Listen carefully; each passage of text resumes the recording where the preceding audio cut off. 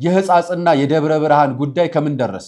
በፓስተር የሚደፈሩ ሴቶች የመንግስት ድጋፍ ያለው ሰይጣን የ6 ዓመት ልጅን የ13 ዓመት ልጅ የሚያገባባት ሀገር ላይ ነው የተቀመጣችሁ። ከአውሮፕላን አብራሪ እስከ ሊስትሮ፣ ከዶክተር እስከ ፕሮፌሰር፣ ከመምህራን እስከ ችግረኛ ድረስ ምኑን ያልተቸገረው? አስተያየት ሰጭ እኮ ቅዱስ ወይም ንጹህ መሆን አይጠበቅበት። አብይ ጾም በኋላ የሚወጡ ታቦታት በሙሉ የቤተክርስቲያን ቀኖናን የጣሱ ናቸው።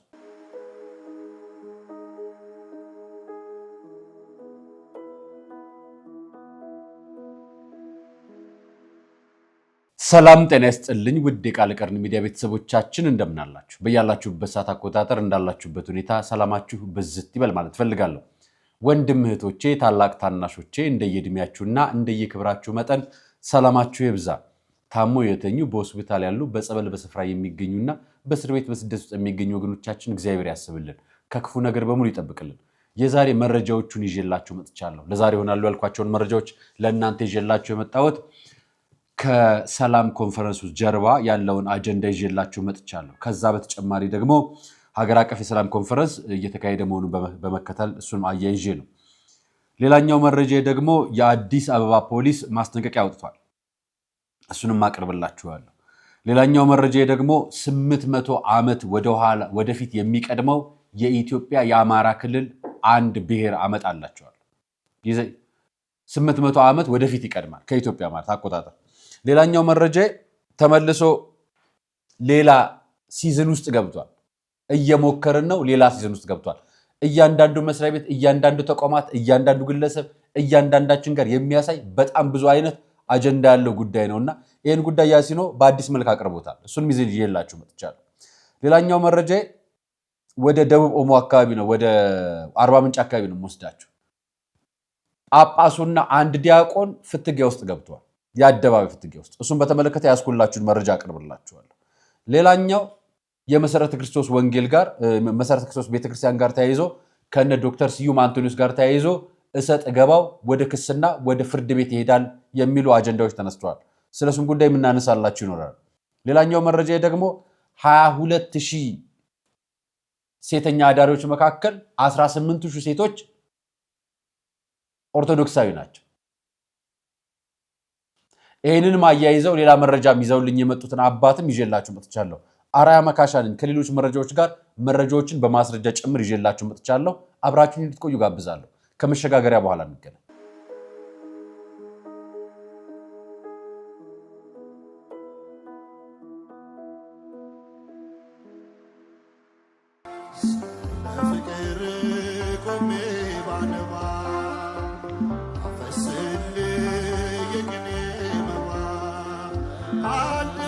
ረሃብ ክፉ ነው፣ ለሞት ይዳርጋል። ጾም በረከት ነው፣ ከአምላክ ያስታርቃል። ከሰው ያልተጣሉ ለአምላክ እቅፍ የቀረቡ ዓለምን ላይ መለሱባት ወስነው ለቆረቡ መነኮሳት ግን ቀኑን ሙሉ ጾመው መፍቻ ሌሊቱን አድረው እንደገና ውለው ማደፊያ ሊያጡ አይገባምና መነኮሳቱን አንዘንጋ። የሙት አንሳ ማር ቅዱስ ሚካኤል አንድነት ገዳም እናቶችን ከችግራቸው አሳርፈናል። አባቶቻችንን ደግሞ የበዓት ጦት ፈትኖብናል። ጾሙን ለበረከት ዘመኑን ለምህረት ያደርግልን ዘንድ ከኛ የበረቱት በጸሎት ያስቡን። አሜን። የሙት አንሳ ማር ቅዱስ ሚካኤል አንድነት ገዳም መነኮሳትን በዓት በአንድነት እንገንባ።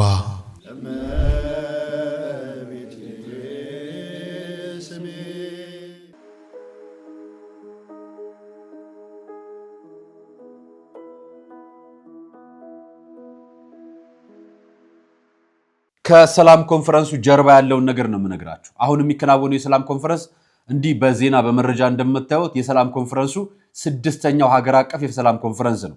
ይህ ኮንፈረንስ የሚዘጋጀው በሃይማኖት ተቋማት ጉባኤና በየክልሉ ወይ ደግሞ የሃይማኖት ተቋማት በጋራ በሚዘጋጅ ነው እና 6ኛው ሀገር አቀፍ የሰላም ኮንፈረንስ ላይ ለመታደም ከአዲስ አበባ ከሁሉም ክልሎችም ጨምሮ የሃይማኖት መሪዎች፣ የሃይማኖት ተቋማት መሪዎች፣ የሁሉም ሃይማኖት መሪዎችና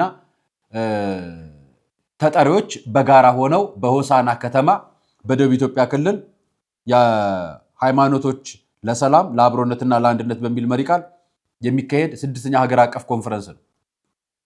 ከቅርብ ጊዜያት ወዲህ ባለፈው አርባ ምንጭ ነበር አይደል? ትዝ ይላችሁ ከነበር እንደው በፎቶ እያስጎበኛችሁ ሄዳለሁ። አሁንም ማሳያችሁ የዛሬው ነው። ሆሳዕና የዞን የከተማ የአስተዳደርና የክልሉም የሚመለከታቸው አካላት ለክብር እንግዶች እቃ አቀባበል አድርገውላቸዋል። በዚህ መልክ ማለት ነው። እንግዲህ እዚህ ውስጥ ከምታዩቸው የሃይማኖት ተቋማት መሪዎች ናቸው። ፕሮቴስታንት፣ ኦርቶዶክስ፣ ሙስሊም፣ ካቶሊክ፣ ጅዋ፣ ሌላ የምትሏቸው እምነቶች በሙሉ ተወካዮቻቸው እዚህ ውስጥ አሉ። ተቃቅፈዋል፣ ይሳሳማሉ። ጳጳሶቻችንና ሼኮቻችን ናፍቆታቸው ልዩ ነው። ፓስተሮቻችንና ጳጳሶቻችን ይተቃቀፋሉ። በጣም ነው ደስ የሚል። ልክ እናንተ እንደምትተቃቀፉት ምዕመኑ ላይም አጀንዳው እንዲህ መተቃቀፍ እንዲሆን ብታደርጉልን በጣም ደስ ይለናል። ከማታ ጀምሮ ነው አቀባበል ሲከናወን የነበረው። እኔ ግን ከጀርባ ያለውን ነገር ልንገራችሁ። መቼም የሃይማኖት ተቋማት ጉባኤ አጀንዳው የህዝቡና አጠቃላይ የሀገሪቷ ጉዳይ ይሆናል ብዬ ተስፋ አደርጋለሁ። እኔ ግን ከጀርባ ያሉ አጀንዳዎቻችን ከቅርብ ጊዜ የነበሩ አጀንዳዎቻችን ልንገራችሁ፣ ልጠይቃችሁ። የሟች የቀነኒ ጉዳይ ምን ደረሰ? ማህበራዊ አጀንዳዎቻችን ነበሩ አይደል? ሌላ ልጨምርላችሁ። የሕፃጽና የደብረ ብርሃን ጉዳይ ከምን ደረሰ? ሃይማኖት አይመለከተውም አይደል? እንደማትሉኝ ተስፋ አደርጋለሁ። አሰቦት ገዳም፣ ዋልድባ ገዳም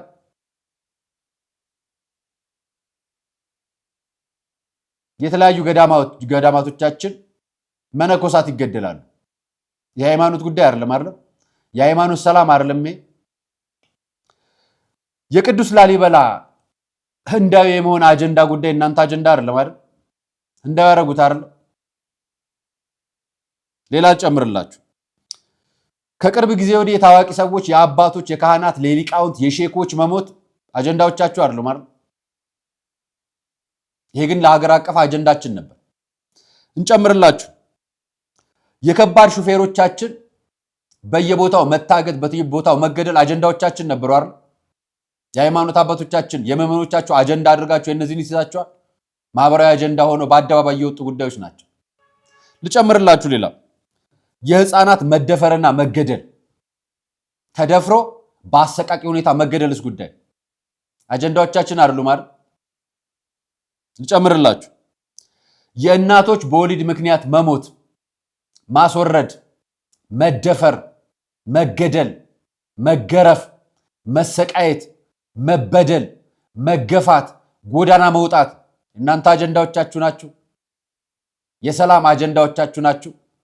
የአብሮነት አጀንዳዎቻችሁ ናቸው። ልጨምርላችሁ የጣና ገዳም ጉዳይ የዩኔስኮ አጀንዳ ጉዳይ አጀንዳዎቻችሁ ናቸው። ለእናንተ የሀገር አጀንዳ ነው አይደል? የዓለም ቅርስ ጥናት ላይ ቢመዘገብ ዩኔስኮ ላይ ቢመዘገብ ከሃይማኖት ተቋማት ጉባኤ አንጻር ከሃይማኖት አንጻር ምን ፋይዳ አለው?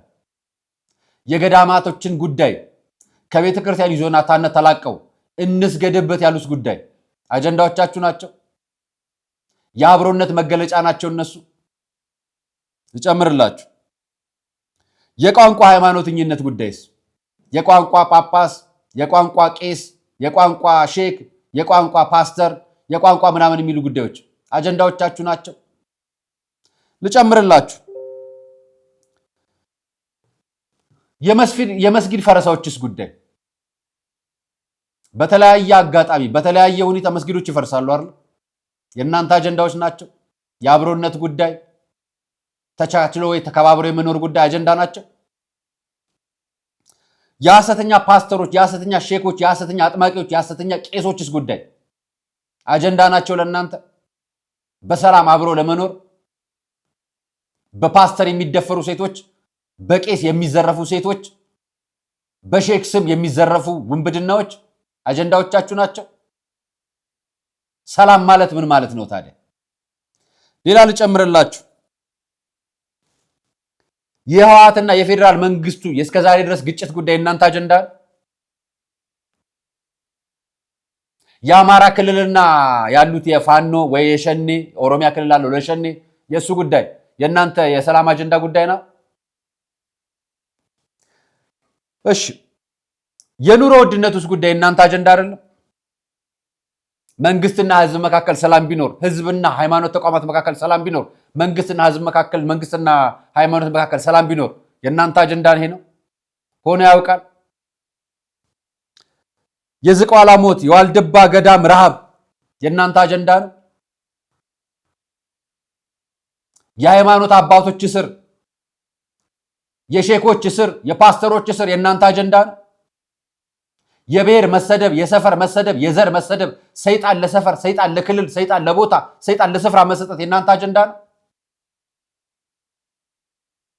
የሰሜኑ አጋንንት፣ የደቡብ አጋንንት፣ የደቡብ ፓስተር፣ የሰሜኑ እንትን፣ የሼኩ እንትን የምናምን የሚባለው አጀንዳ የእናንተ አጀንዳ ነው? ከ5 ዓመት ህፃን እስከ 12 ዓመት ህፃናት በጎረቤት በሰፈር በአጋች እየታገቱ መታገት፣ መደፈር፣ መገደል፣ መጥፋት፣ ተቀብሮ መገኘት፣ አካላቸው ተቆርጦ መጣል፣ ለጅብ መወርወር የእናንተ አጀንዳ ነው? ይሄ ከሰላም አጀንዳ ከአብሮነት አጀንዳ ውስጥ አይካተትም? ልጨምርላችሁ።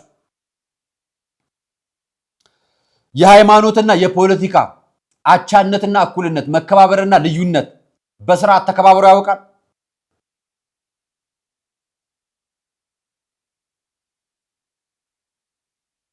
የመንግስት ድጋፍ ያለው ሰይጣን፣ የመንግስት ድጋፍ ያለው ተቃውሞ፣ የመንግስት ድጋፍ ያለው ምናምን ነገር አስመስለው የሚናገሩ የሃይማኖት መሪዎች፣ የሃይማኖት ራሳቸውን ጠቃሾች ጉዳዮች የእናንተ አጀንዳ ሆነው ያውቃሉ? ሳሞአ ስምምነት አስጨንቋቸው ያውቃል? እሱን ጉዳይ አጀንዳ አድርጋችሁ ታውቃላችሁ? ሰላም ታዲያቱ ጋር ነው ያለው? ይሄ ሁሉ የሃይማኖት ኮንፈረንስ፣ ይሄ ሁሉ ውይይት የምንድን ነው? እነዚህ አጀንዳዎች ካልተካተቱበት ጦር የመዘዙ ፋኖች፣ ጫካ የገቡ ሸኔዎች ሰላም ካላወረዱበት ሰላም ኮንፈረንሱ ምንድን ነው የሚሰራው? 6 ዙር ሰላም ኮንፈረንስ ሞክራችሁ ይሆናል። እናንተ የሰላም ኮንፈረንሳችሁን ትገልጹልናላችሁ፣ እኛ ችግሩን እነግራችኋለን። ሰላሙን ማውረድ፣ ነገሮችን መፍታት፣ ከመንግስት ጋር መወያየት፣ ከህዝብ ጋር ሰላም ማውጣት፣ እነዚህ ጉዳዮችን በሃይማኖት ተቋሞቻቸው እንዲፈቱ ማድረግ እኮ የዚህ ሰላም ኮንፈረንስ ውጤት ነው። የ6 ዓመት ውጤት ምንድን ነበር? 6ኛ ኮንፈረንስ ነው አይደል? 6 ዓመት ሙሉ ኮንፈረንስ ስታካሄዱ በጦርነት ውስጥ ነው ያለነው። ትግራይ ክልል ኮንፈረንስ አካሄዳችሁ ታውቃላችሁ? የትግራይ ክልል ያለው ሃይማኖተኞች መጥተዋል እዚህ ኮንፈረንስ ላይ። ጳጳሳት፣ ካህናት የተብለው እዛ የተቀመጡ መጥተዋል እዚህ ኮንፈረንስ ላይ ያሉበት። ያልተሟላው ኮንፈረንስ ታዲያ ምን ያደርጋል? አማራ ክልል ሄዶ ተከናውኖ ያውቃል? ወለጋ ላይ ሄዶ ነቀምት ላይ አምቦ ላይ ተከናውኖ ያውቃል? ይሄ ጉዳይ አያውቅም። እና ያኔ በህወሓት ጊዜ የምናየው በሆነ አካባቢ ላይ ኮፍያና ቲሸርት እየለበሱ ስብሰባ የሚያደርጉትን ነገር አሁን ደግሞ የሃይማኖት ተቋማት ኮንፈረንስ እያላችሁ ትሰበሰባላችሁ። እንግዲህ መፍትሄው እናንተ አውቃላችሁ። ለምን መሰላችሁ? የጉድ ሀገር ካላችሁ ይሄን ላመጣላችሁ። ይሁቴን ተመልከቱ። ይሄንን ህዝብ ነው የምትመሩት። ይሄ አሁን የነገርኳችሁና ይሄንን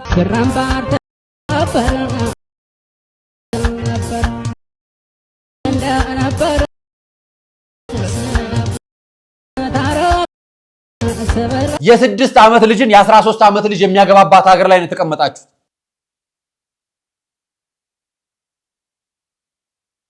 አዋቂ ሰዎች ተቀምጠው አብረው የሚድሩበት፣ ህፃናቶችም ልጅ ተብለው ተድረው የሚሸጡበት ሀገር ነው ያላችሁ። ሃይማኖት አይፈቅደውም። ይሄ ባህል ነው፣ ሃይማኖት አይደለም። ሃይማኖት አይፈቅደውም፣ ህግ አይፈቅደውም። እናንተ ስለ ሰላም፣ ስለ አብሮነት፣ ስለ ትዳር፣ ስለ ቤተክርስቲያን ሰላም፣ ስለ መስጊድ ሰላም፣ ስለ ቸርች ሰላም ትናገራላችሁ። ይሄው ህዝቡ የምንመራው አዲስ አበባ ከተማ ያለውን ህዝብ ብቻ አይደለም። ናዝሬት፣ አዳማ፣ ጅማ፣ ሆሳና ከተማ ይሄ መቀሌ፣ ባህር ዳር ምናምን አይደለም። 85% ህዝቡ ገጠር ነው ያለው። ይሄው የምትመሩት ህዝብ የ6 ዓመት ልጆን ይድራል። ሃይማኖት አለው፣ ሀገር አለው፣ ሰፈር አለው፣ የሃይማኖት አባት አለው። ያው ይዳራል። የሚገዝት አባት የለውም፣ የሚነቅፍ ቄስ የለም፣ ይሄ ትክክል አይደለም ብሎ የሚያስተምር ፓስተር የለው። እናንተ ስለ ሰላም ስለ አብሮነት ትመክራላችሁ። ሴቷ በፌስቱላ ተጠቅታ ሆስፒታል ትመላለሳለች። እሺ ሌላውን ይቅርባችሁ። ይሄ ህዝብ መማራቅቶት እንዲህ ነው ስልጤ ላይ እንዲህ እየተሰቃየ ያለ። ሰው በዚህ ውሃ ምግብ ይበላል፣ ሰው በዚህ ውሃ ምግብ ይሰራል። እኛ ተጨነቅን፣ ተቸገርን፣ ትምህርታችንን መማር አልቻልንም። ይሄው እንደምታዩት ነው። ይሄ ውሃ እየጠጣን ነው። ይሄ ውሃ ደግሞ እያለቀ ነው። አሁን ደግሞ ይሄ ውሃ ሲያልቅ ደግሞ ወዴትም እንሄድበት። ክረምት የሚፈሰው ውሃ በኩሬ ላይ ጭቃ ሆኖ አልቆ ጭቃ እየቀዱ ይጠጣሉ። ራብ ይዟቸው ይለፍ። ይሄ አሁን የሰላም ኮንፈረንሱ ጀርባ ያሉት አጀንዳዎች በሙሉ እነዚህ ናቸው። የህዝባችን አጀንዳ ኑሮ ውድነት፣ መከራ፣ ሰላም ማጣት፣ እጦት፣ ችግር፣ ስቃይ፣ አብሮነት እዚህ ውስጥ አለ። ሰላም እዚህ ውስጥ አለ። አንድነት እዚህ ውስጥ አለ። ይሄ ሁሉ የነገርኳቸው አጀንዳዎች ውስጥ አንድነት፣ ሰላም፣ አብሮነት ሁሉም አሉ። የሃይማኖት አባቶቻችን እነዚህ ነገር ትወያያላችሁ። በሃይማኖት ተቋማት ውስጥ የሚፈጸሙ ወንጀሎችን አውጥታችሁ እንዲፈጽሙት ሃይማኖት ተቋማትን ታግዛላችሁ፣ ታበረታታላችሁ፣ ትደግፋላችሁ። ይሄ ከሌላው አጀንዳው ታዲያ ምኑን የሃይማኖት ተቋማት የሰላም ኮንፈረንስ ሆነ? የህዝባችሁ፣ የምዕመናችሁ፣ የቤተክርስቲያናችሁ፣ የመስጊዳችሁ፣ የቸርቻችሁ ካልሆነ ምኑንም ሃይማኖት ተቋማት የሰላም ኮንፈረንስ ሆነ? የሰላም ኮንፈረንስ ማካተት ያለበት ይሄን ነው። 6 ጊዜ ስታካሄዱ ምን ውጤት አመጣ ነው የኛ ጥያቄ። ለእናንተ ጠቆም ያልፉኩት የአዲስ አበባ ፖሊስ ማስጠንቀቂያ አውጥቷል። ማስጠንቀቂያ ያወጣው ለሞተር ሳይክል አሽከርካሪዎችና ለትራንስፖርት ተጠቃሚዎች ነው።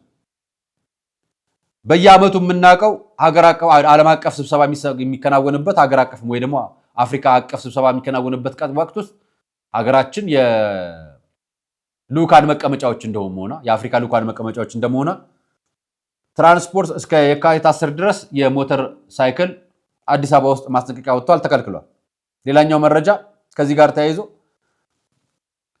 በትራንስፖርት አገልግሎት የምትጠቀሙ ወይ ደግሞ የመኪና አገልግሎት የምትጠቀሙ ከቦሌ በብራስ በኩል ተደርጎ ያለውን እስከ ካሳንቺስ ሱራኤል ድረስ ያለው መንገድ ዝግ ሆኗል። ሌላኛው ደግሞ የእንግዶች ስለሚመጡ የአፍሪካ ህብረት እንግዶች ስለሚመጡ ለሱ ስብሰባ የሚመጡ አካላትን መንገድ እንድትከፍቱላቸው አጃቢዎች ሲመጡ ቀድማችሁ መንገድ እንድታስተካክሉ ታዛችኋል ለ10 ቀናት።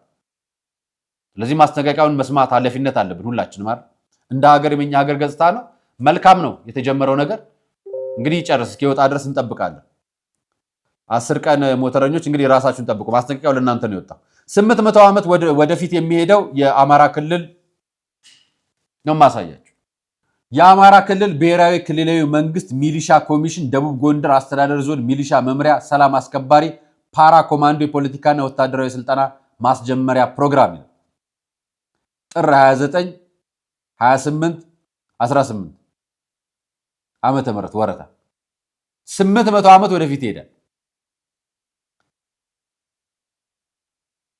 በእርግጠኝነት ይሄንን የሚጽፈውም ሰው እዛ አካባቢ ያሉ የህዝብ ግንኙነት አመራሮችም ይሄን ጉዳይ የሚመለከቱትም ዘንግተውት ተደራይተው ዘንግተውት 800 ዓመት ከኢትዮጵያ አቆጣጠር ወደፊት ሄደው የመዘገቡት ነውና እንደው ለትዝብትና ለጨዋታ እንዲሆን ብቻ ነው ያመጣሁት። ያን ያህል ክልሉ ላይ እንደዚህ ያለ ለማለት አይደለም። ነገር ግን 800 ዓመት ከኢትዮጵያ የሚቀርበው ክልል ማለት ብሔር ማለት ታዝበን እንለፍ። ሚሊሻ ሲያስመርቅ እንደዚህ ነበር። ያው ይሄ ሁሉ ተመራቂ ግን ኤዲት ያደረገ ወይ ደግሞ ያስተካክል ያለ የለም። በዚሁ ነው የጨረሱትና ቀውታል። ከተጋራ አይቀር ለእናንተ የምናጋራቸው አንዳንድ ጊዜ ስህተት አይቀርም።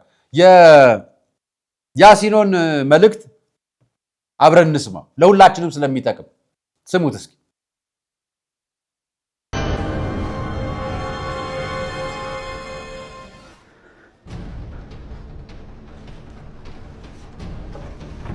ሰዓት ማርፈድ ካልቀረ ቢያንስ ሸሚዝን ለቅለቅ አድርጋ ትመጣም። በቀደም የገንዘብ መቀጮ ደርሰዋል አይደል? ይሄ ደግሞ የመጨረሻ ማስጠንቀቂያ ነው። አንተ ቢነገር የሳልኩትን እየሞከርኩ ነው። የ5 ዓመት ልጅ አለችኝ። እናቷ በቀደም ነው የሞተችባት። ለሷ ለተለነፍቼ ለሊት ምግብ እሰራለሁ፣ ወስጄ ማቆያ አደርሳለሁ። ስመለስ ሁለታችን ይዛለሁ። እዚህ ቤት መጥቼ ደግሞ አምሽቼ እሰራለሁ ብቻዬን። መሰናበቻ እሺ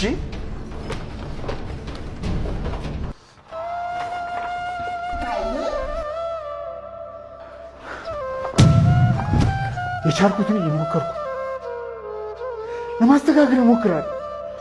ለልጄ ስትል አታባር እየሞከርኩ ነው።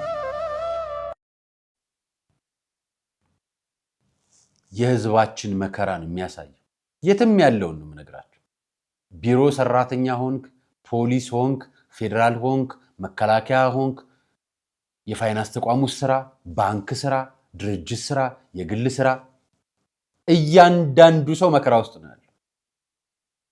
አሁን ኮራ ዘነጥ ብሎ የሚሄደው ሐሰተኛውና ጥጋበኛው በሃይማኖት የተጠለለ ሐሰተኞች ናቸው። አጥማቂያን፣ ሐሰተኛ ፓስተር፣ ሐሰተኛ በሃይማኖት ነጋዴ፣ የብሔር ነጋዴ፣ የምናምን ነጋዴው ነው በጣም ኮፈስ ብሎ የሚሄደው። በተዘጋ መስታወት ስቲከር በተቀባ V8 የሚንፈላስሰው እሱ ብቻ ነው። ከዛ ውጭ ያለው ህዝብ በሙሉ ያሲኖን ሆኗል። ልክ እንደ ያሲኖ መከራውን ሙከራ እየሞከረ ነው። ስቃዩን ለማሸነፍ እየጣረ ነው። ልክ እንደዚህ መከራ ጅጅጋ ተቀመጥ አሶሳ፣ መቀሌ ተቀመጥ ጅማ፣ መከራውን የማያይ ህዝብ የለም። ይሄን መከራ የሚያዳመጥለት የሃይማኖት አባት ይፈልጋል። ይሄን መከራውን የሚያሻግርለት የሃይማኖት መሪዎች፣ የሰላም ኮንፈረንሱ፣ የአብረኖት ኮንፈረንሱ፣ የአንድነት ኮንፈረንሱ ውጤት ይፈልጋል። 6 ጊዜ ኮንፈረንስ አከናውነን ውጤት የለም። የኮንፈረንስ አጀንዳ ነው ያለው። ያኔ በነበረው ቀድሞ በነበረው መንግስት የአበል አጀንዳ ነው ያለው። አሁንስ መከራን የመሸፈን የሚሞክረውን ህዝብ የመጨፍለቅ ዝም የማሰኘት አጀንዳ ነው ያለው። ይሄ ለሃይማኖት ነው የምናገረው። ይሄን መከራ የማይጠራለ ሊስትሮ በፈለገው ቦታ ይጠርጋል። ዕቃ የሚሸከም የት ቦታ ይሸከማል? ደንብ የሚያስከብር የት ያስከብራል? ቢሮ ለመስራት ከዩኒቨርሲቲ የተቀጠረ ልጅ የትኛው ቦታ ይቀጠራል? የራሱን ፈጠራ ለመፍጠርና ለመስራት የትኛው ቦታ ይችላል? የሚቀጠረውስ የሚቆረጥበት መከራውና ስቃዩ በዝቶበት ስንቱን ይሰቃያል? ከአውሮፕላን አብራሪ እስከ ሊስትሮ፣ ከዶክተር እስከ ፕሮፌሰር፣ ከመምህራን እስከ ችግረኛ ድረስ ምኑን ያልተቸገረው? ማን ነው እየሞከረ ያልሆነ? ሁሉም አይደል? ይሄን መከራ የማያየው ህዝባችን የትኛው ነው? የትኛው? ሹፌሩ፣ የአዲስ አበባ መንገድ ትራንስፖርት፣ የአዲስ አበባ ፖሊስ፣ የአዲስ አበባ ትራፊክ ጽሕፈት ቤትን አስተያየት ጠይቁት ከሹፌሩ። ፖሊስ ኑሮው፣ ስቃዩ፣ መከራው፣ ትዕዛዙ፣ እዙን እሱን ጠይቁት። መምህሩን ኑሮውን፣ ተማሪውን የሚያስተምሩ የቾኩና የዳሰሩን ችግር ተመልከቱት። ዶክተሩን የሚከራየውን ቤት የሚያሳደጋቸውን ልጆች ሌላውን ተመልከቱት። ሁሉም እየሞከረ ነው። መሪዎች፣ የሃይማኖት አባቶች ይህን ተመልከቱ። ለእናንተ ለትዝብት ነው ያመጣውላችሁ። ሌላኛው መረጃ የማቀርብላችሁ እኚህን አባት በጣም አሞግሻ ወድሼ ነግሬያችኋል። በጣም ነው የወደድካችሁ፣ ደስ ነው ያለኝ።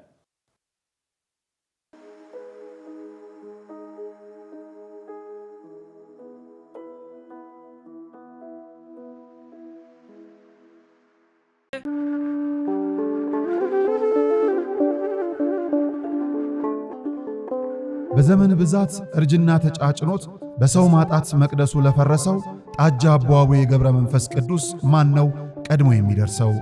ምድሩ ለምለም ሀገሩ የጀግና ጦርነት ፈተነው እንጂ የማያውቅ ልመና። ዛሬ ግን አዛውንቶቹ ጉልበት ከርቷቸው፣ ወጣቶቹ ግራ ገብቷቸው የአቡዬ ቤተ መቅደስ ሊፈርስ ተቃርቧልና ስለ አቡዬ ብላችሁ የጻድቁን ቤተ መቅደስ እንገንባ።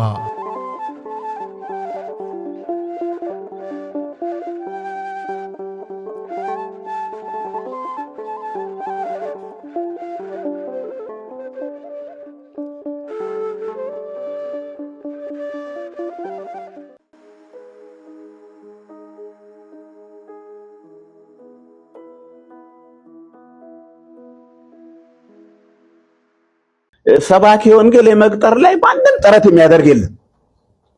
ለምን እንደሆነ አይገባኝም። ስብከተ ወንጌል ለመቅጠር እንዳንጃ ሰባኪ ወንጌል ቅጠሩልን የሚል ቢሮ የመጣ ሰራተኛም የለም፣ ኃላፊም የለም። እንደ ትርፍ ነገር ነው የሚታየው። ዋናው የቤተ ክርስቲያኒቷ ጉሮሮ ግን ስብከተ ወንጌል ነው። ሐዋርያት ያንን ሁሉ ህዝብ ያስደነቁት በአካባቢው ያሉ ባለስልጣናትንም ስጋት ላይ የጣሉት ምን ተንግበር ያሰኙት በትምህርት ነው። ምን እናድርግ? ዮሐንስ መጥምቅም ምን እናድርግ? የቆዳ ለብሶ ሳይበላ ሳይጠጣ የመጣ የተባለ ዮሐንስ ቁርጥ ያለውን ሲነግራቸው ምን እናድርግ ነው ያሉት። ይሄ የስብከት ውጤት ነው፣ የትምህርት ውጤት ነው። ይሄንን በደንብ ትኩረት የምትሰጡት የላችሁም። ወደፊት ትኩረት ትላንትና ተነግሯል፣ ትኩረት ልንሰጠው ይገባል። ቤተክርስቲያን ህዝቡ ከተማረ ድርሻውን ያውቃል። ሳናዘው ምን ይጎላል ብሎ ይመጣል። ፐርሰንት ብቻ የሚለውን ልብ ብላችሁ በደንብ አስተውሉት። እናንተም ተነጋግረናል።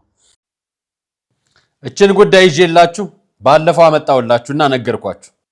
አጀንዳ የምን ነበር መስላችሁ? የዛሬው ሀገረ ስብከቶች ስብከት ላይ አትሰሩም፣ ችግር አለ።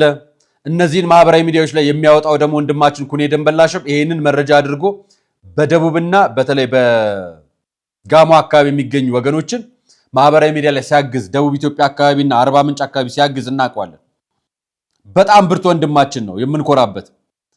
ታዲያ ምን አደረጉ? ከጳጳሱ ጋር አጣሉት። ምን ብለው አጣሉት አትሉኝም? ላሳያችሁ። በሳቸው ንግግር ስሟቸው። ቀጠል ሀገረ ስብከቱ ያቅሙን ስራ እየሰራ ነው። ከአቅሙ በላይ የሆነ ስራ መስራት አይቻልም። እየሰራን አልሰሩም የሚሉ ሰዎች እንዳሉም ተነግሯል። እነዚህ ይህንን የሚሉ ሰዎች እንግዲህ በመሰረቱ ሊመሩን የሚፈልጉ ሰዎች አሉ። እጃችንን ይዘው እኛ የምንለውን አድርጉ የሚሉ ሰዎች አሉ። እጃችን አይያዝም። እኛ ደግሞ እሳቸውም ያሟልጫል። እጃቸው ማንም አይዘውም። እንደዚህ ሙልጭልጭ ያለ እጅ መያዝ አይቻልም። ከባድ ነው። ተልባ ይኖራል እንግዲህ የሚያሟልጭ እዚህ መጨበጥ አይቻልም። ብዙ ተሞክረናል። ብዙ አይነት ነገሮች፣ ብዙ መንገዶች ተከፍተው እንምራችሁ ተብሏል። በመጨረሻ ሳንጨበጥ ሀገረ ስብከቱ ሳይጨበጥ ሲቀር መዋቅር መቃወም ነው የጀመሩት። ቅድም ያልነው ሰው አለበት። አሁን ይሄ ከተማ ውስጥ የሚጻፉ ጽሁፎች ሁሉ ምንጩ እሱ ነው። በተለያየ መልኩ እናገኘዋለን፣ እናውቋለን። እና በስም በማጥፋት ሰው እንግዲህ ዋናው የምናየው መዋቅሩን ከተቃወመ ሰው የመዋቅሩ እኮ ተከታይ አይደለም። የመዋቅሩ አንድ ኮሎኔል የሚመራውን ብርጌድ የበላዩን መንግስት ከተቃወመ የዛ ኃላፊ አይደለም ማለት ነው። ሌላ ነው አላማው ማለት ነው። መዋቅሩን ራሱን መዋቅር የሚቃወም እንግዲህ ይሄን ዓመት ብዙ ዓመት ተቀምጠው ምንም አልሰሩም። እንደውም እንግዲህ እንጃ ደብዳቤ ጽፎ ሊያዛውረን ይሆን አናውቅም። ቢዛወሩ እያለ ነው።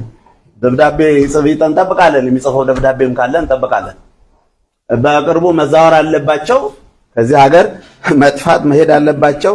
በአካባቢም እንደ ስጋዊም ብናይ ይሄ ጋሞ የሱ ሀገር አይደለም፣ ሌላ ቦታ ነው። እሱ እንደ ስጋ ብናየው ማለት ነው። ለአንድ ጳጳስ ዘር ምን ያደርግለታል?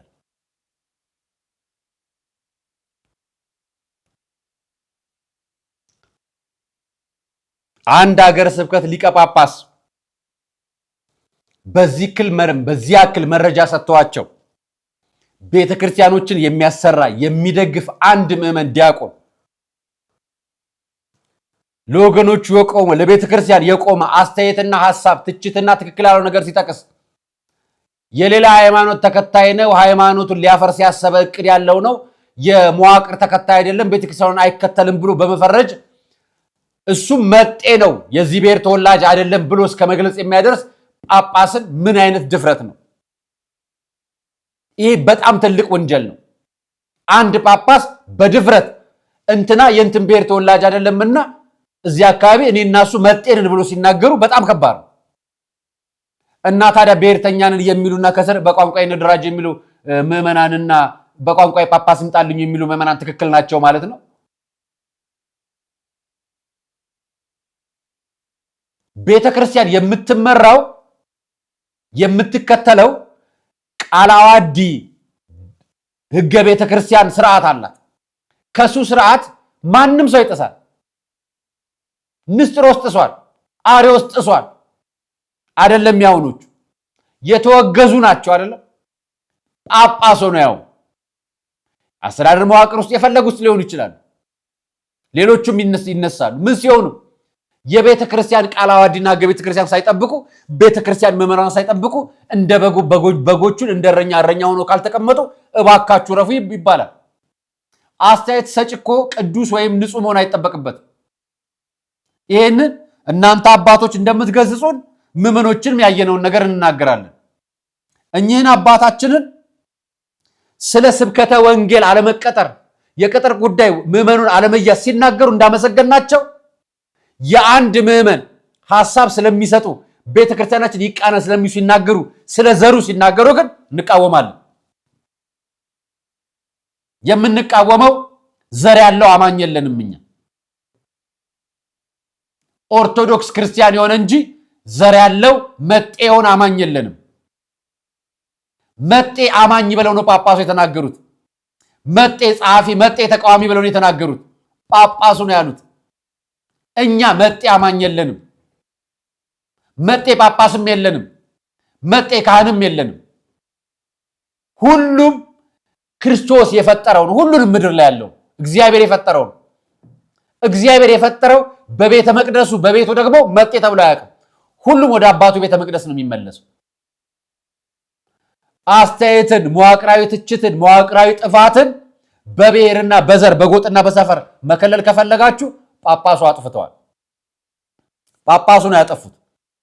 ጳጳሱ ነው ያደረጉት። ጳጳሱ ነው ዘረኛ ያሉት።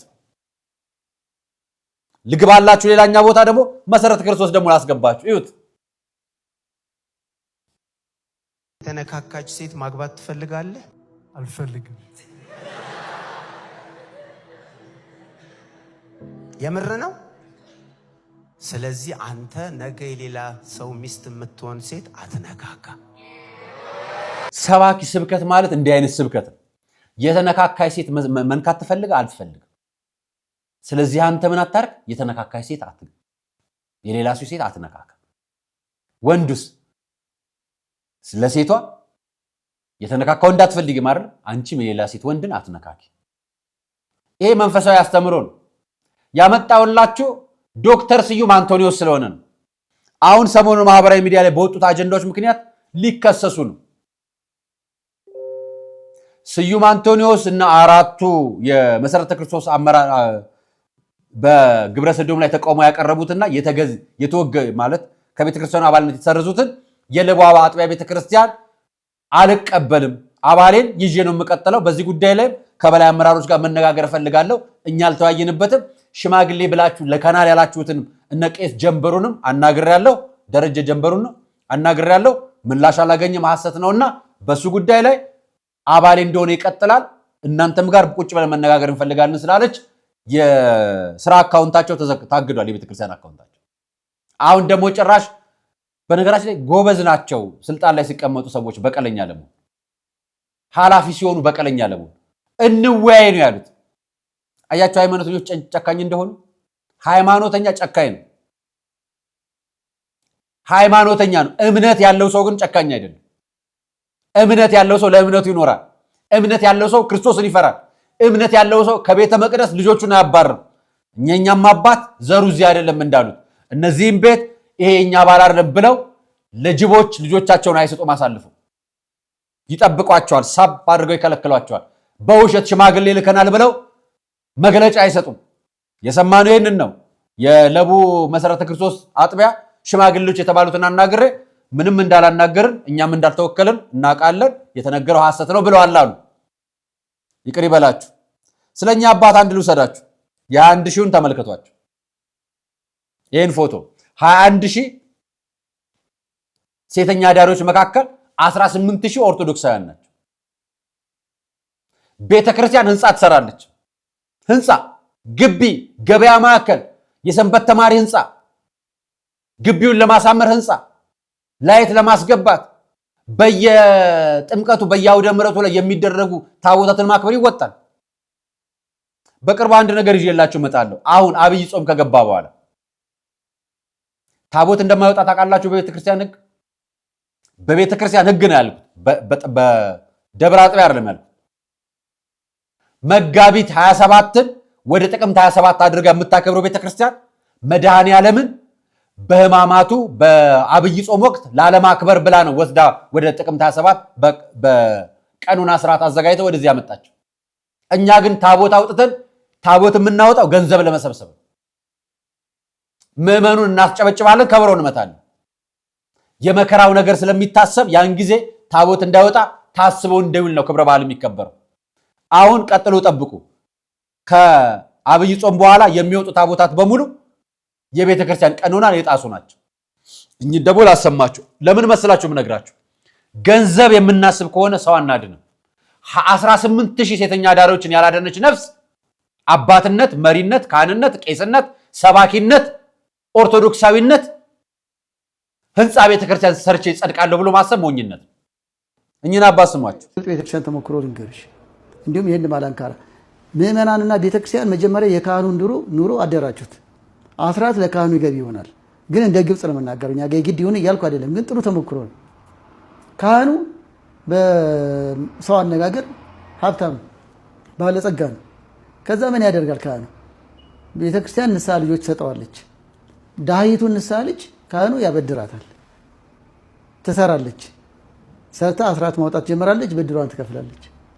ልክ እንደ ማይክሮ ፋይናንስ ሲስተም ካህናት ናቸው የሚያበድሩት። ካህናት ለስጋዊ ኑሯቸው ገንዘብ ያበድራሉ። በግብጽ ቤተክርስቲያን አይቻለሁ። የሚዳሩበት አበድረው ተድረው የመለሱ ተረድቻለሁ። አሁን ማለት እንኳን ለመንፈሳዊ ህይወታቸው ስጋዊ ኑሯቸውንም አባቶቻችን እንኳን ለመንፈሳዊ ህይወት ለስጋዊ ህይወታችን ኃላፊነት አለባችሁ። የሃይማኖት ተቋማት ጉባኤ ላይ ያላችሁ አባቶቻችን፣ እዛ የተሰበሰባችሁ በየአጥቢያው በየደብሩ ያላችሁ ንስሐ አባቶች፣ ካህናቶች፣ አስተዳዳሪዎች የእያንዳንዱ ምዕመን ድህነት ይመለከታቸዋል።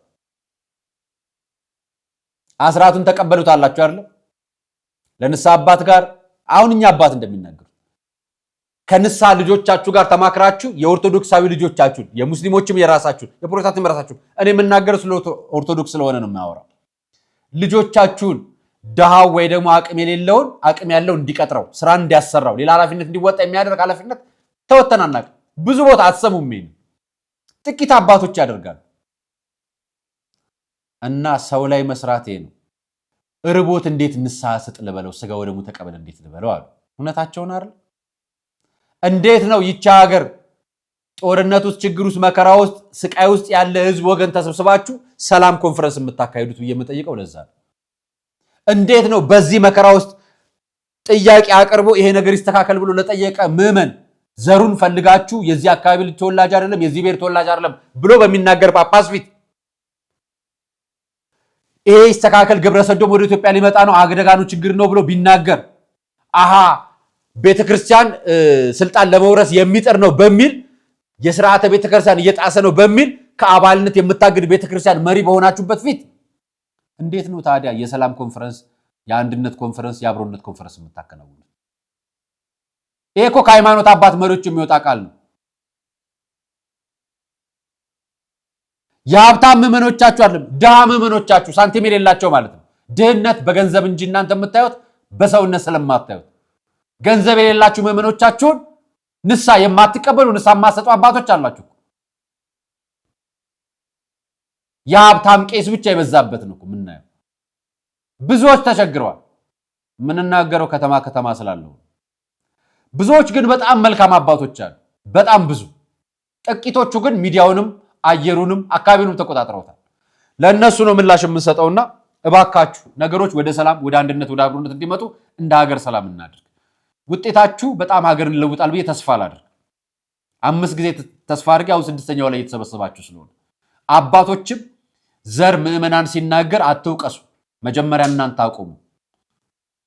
መሰረተ ክርስቶሶችም መጀመሪያ አባላችሁን ቅሬታችሁን አስተካክሉ፣ ራሳችሁ ጋር ያለውን ችግር ህዝቡም ከናንተ ውጭ ያለውን እኛም እየታዘብን ያለነው ታዝበናችኋል። የዛሬ ቆይታዬን ይመስል ነበር። አርያ መካሻ የዛሬ ትዝብቴን እናቀርብላችኋለሁ። ለነበረው ቆይታ አመሰግናለሁ። ሰናይ ቀን።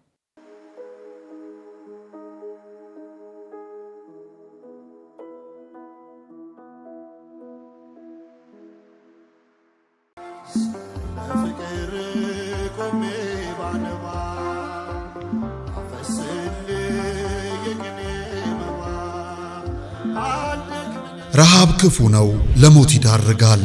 ጾም በረከት ነው፣ ከአምላክ ያስታርቃል።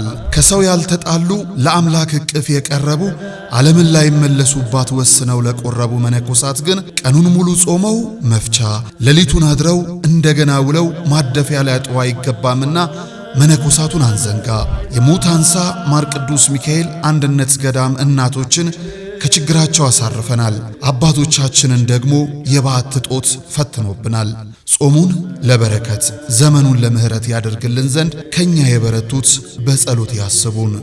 አሜን። የሙት አንሳ ማር ቅዱስ ሚካኤል አንድነት ገዳም መነኮሳትን በዓት በአንድነት እንገንባ።